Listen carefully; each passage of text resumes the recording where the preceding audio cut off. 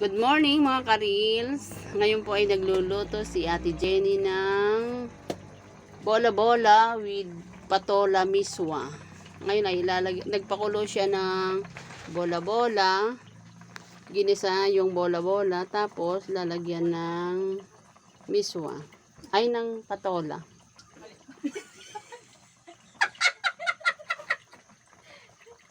Lagyan ba natin Jenny?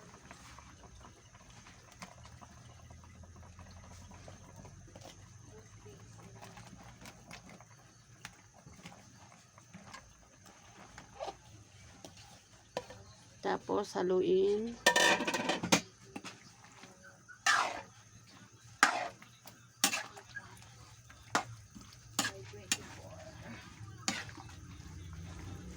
Pakuluan ng 2 minuto.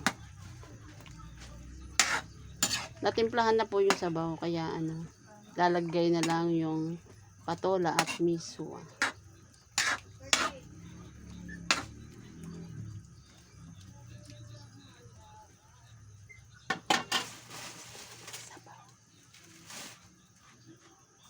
Ipos mo na. Skin tayo. Sabihin mo.